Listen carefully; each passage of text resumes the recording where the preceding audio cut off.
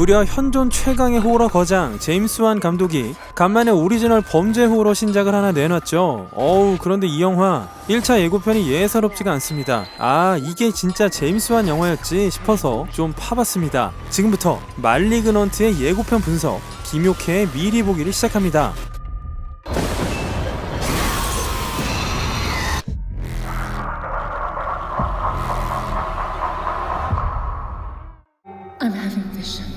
역류성 식도염 환자들에게 좋다는 왼쪽 옆으로 누워 자기를 하고 있는 애나벨에 나왔던 배우 애나벨 월리스가 연기하는 메디슨은 악몽 속에서 환영을 봅니다. 공간 변이 연출 쩌네요. 메디슨의 환영 속에선 의문의 살인마가 차례차례 사람들을 죽입니다. 그런데 이 칠흑 속의 살인마가 보통의 인간이라기보다는 예측이 불가능한 움직임, 초인적인 능력을 가진 것으로 보입니다. 여긴 스타벅스의 본고장 미쿡 시애틀. The body of Dr. Florence Weaver was found brutally murdered in her home this morning. 어떤 저명한 외과 의사가 살해당했다는 뉴스가 나옵니다. 아무래도 이 장면 같죠? Did you know her?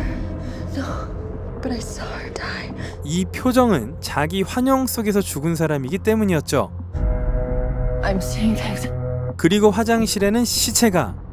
무슨 효과음이 공포영화 사운드 죄다 섞은 느낌이죠. I'm seeing murders as they're happening. 오케이, 아까 상황과 요 대사를 종합해보면 메디슨이 아주 리얼한 환각을 통해서 처참한 살인 현장을 유사 체험한다는 거죠. 그리고 시애틀 경찰들이 현장 감식을 위해 어떤 집으로 출동을 했습니다. 사방에 손전등이 있고 인원도 적지 않죠. 이 집을 중심으로 경찰이 주변을 수색 중입니다. As they're happening.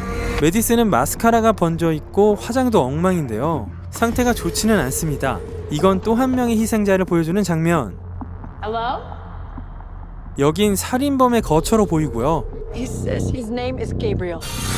I think he's someone from my past. 너의 이름은 가브리엘. 마치 게임 블러드본처럼 중세 다크 판타지물에 나올 법한 칼을 갈고 있는데요. 상자 속에서 나오는 메디슨이 과거 환자였던 기록과 비디오 테이프를 돌려보니 병원 로고가 처음에 나오고 과거의 메디슨이 보입니다.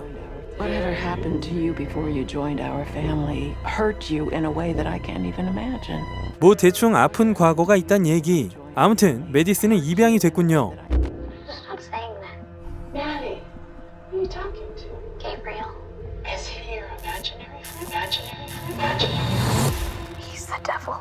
그리고 오래된 저태간 메디슨의 뒷모습. 메모리 폼 오졌고. 잘 가요. Whatever it was. 결국 과거의 그 병원까지 온 것 같고요. 누가 원어 영화 아니랄까봐 고담시에 있는 병원 같습니다. 가브리엘의 기괴한 움직임. It's back. He killed again. He's getting closer. 이 장면에선 짧게 가브리엘의 모습을 볼 수 있는데 이거 털인가요? He wants to talk to you. 가브리엘과 메디슨은 마치 연결된 듯한 뗄래야 뗄 수 없는 관계. 그런데 메디슨은 아이폰을 쓰네요. 영화에서 악당들은 아이폰을 안 쓰도록 계약을 하기 때문에 이 모든 건 메디슨이 환상이었고 메디슨이 전부 죽인 거다 라는 결론은 나오지 않을 걸로 보입니다. 결국 경찰서도 빠직빠직 털리고 비밀을 숨기고 있는 건강이 좋지 않은 엄마, 그리고 가브리엘의 폭주는 점차 막을 수가 없고, 이 장면은 복장을 보니까 아까 봤던 이 인물이죠. He's coming for me. 또 아까 그 저택에 탑뷰 추격신이 있고 이 형사에게 메디슨이 증언을 하고 형사는 조력자가 되는 것 같은데요. 여주 이쁘다고 막 도와주는 형사들은 보통 멀리 가시죠. 그런데 여기 가스가로등과 마차가 보입니다. 가스가로등은 주로 19세기 중반까지 썼으니까 대충 그때 이후로 유폐된 공간이거나 가브리엘이 짜놓은 환영일 수도 있습니다. 그러니까 가브리엘은 어쩌면 이 시기에 사연이 있는 캐릭터로 볼 수가 있고요. 메디슨의 상상을 통해 현실로 소환된 것이 아닐까 싶습니다. 그런데 단순히 우연히 상상만으로 이렇게 됐다기엔 메디슨이 어린 시절에 너무 특이했죠. 과연 메디슨이 어떤 잠재력을 가졌는지도 관건이 되겠습니다. Who are you, Gabriel? 그리고 이렇게 직접 메디슨을 찾아온 가브리엘과 겁에 질린 메디슨의 눈동자를 보여주면서 예고편은 끝이 납니다. 제가 이 예고편을 보고 느낀 것 몇 가지를 더 털어보자면 좀 하이브리드라는 거, 악마와 연결되는 텔레파시, 악몽과 환상, 어린 시절 상상 속의 친구 등 기존의 공포 영화에서 봐왔던 요소들이 뒤섞여 있습니다. 그런데 이미 본 것 같은데 처음 보는 것 같은 이 느낌이 또 묘하단 말이죠. 주연 배우 애나벨이 처음에 이 영화 대본을 읽었을 때 장르를 넘는 독창성이 있고 이런 걸 전엔 본 적이 없었다 라던 인터뷰나 예고편 시작 즈음의 메디슨의 대사는 어나더 비전, 이 영화 포스터에서 공포의 새로운 시각을 제시하겠다며 야심차게 내건 캐치프레이즈와도 겹치죠. 그러고 보니까 기묘한 이야기 폰트랑도 좀 비슷하네요. 이처럼 제임스 완이 제대로 조진 호러 영화라면 기대를 안 할 수가 없겠고요. 굳이 집요하게 제가 올여름 호러 영화들을 다룬 걸 보셔도 김효캐가 호러 장르 팬이구나 싶으실 텐데요. 아시는 분이 많지는 않으실 텐데 셔더라는 호러나 서스펜스 스트리밍 서비스가 있습니다.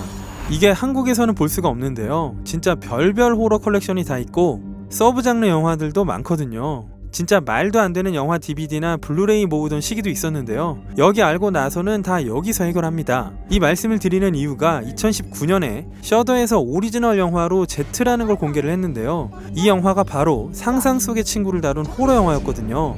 아주 재밌게 봤던 영화라서 호러 팬이시면 보시기를 권하겠는데요. 이런 상상 속의 친구가 악령이나 악마라면 모름지기 그 친구를 강렬하게 원하게 됩니다. Z도 그랬죠. 그래서 이 마지막 장면은 결국 메디슨이 가브리엘과 연결돼서 가브리엘이 메디슨을 찾아오는 거겠죠. 그런데 말리그넌트라는 이 악성이라는 뜻의 제목을 보면 어쩌면 가브리엘의 정체가 메디슨과 쌍둥이인데 스티븐 킹의 소설 다크하프 같은 작품에 나온 기생 쌍둥이가 아닐까 싶기도 하고요. 서로의 텔레파시 연결 등은 한 엄마에게서 나온 쌍둥이라면 또 말이 되기도 하겠죠. 그런데 과연 페이크아웃의 귀재인 제임스 완이 이 정도로 그냥 끝낼 것이냐? 그건 또 아닐 것 같거든요. 모름지기 제임스 완이라면 엄청난 반전을 넣었을 것이고 그걸 그냥 쌍둥이로 퉁치지는 않을 겁니다.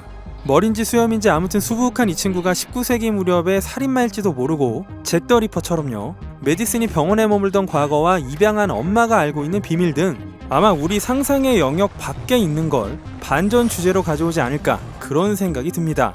그리고 또 CG를 좀 많이 쓴 느낌이고요. 점프 스퀘어도 딱히 보이진 않습니다. 그래서 이 영화를 단순히 장르적으로 호러라고만 말할 수는 없을 것 같습니다. 뭐 굳이 표현하자면 하이브리드 호러 쯤이 될 수 있겠죠. 그리고 제임스 완 영화라면 모름지기 컨저링 유니버스와 연관성이 있을지 아니면 독립적일지 그것도 재밌는 포인트가 되겠네요. 아무튼 제가 제임스 완을 좋아하는 이유는 호러 팬으로서 호러를 좀 더 예산을 쓰고 규모를 키워서 양지로 끌어냈고 컨저링이나 인시디어스 같은 주류 공포 영화를 뽑아줬기 때문인데요. 그 이유를 재발견할 영화가 되기를 바라면서 오늘은 여기까지 하겠습니다. 지금까지 기묘한 KG의 K였습니다.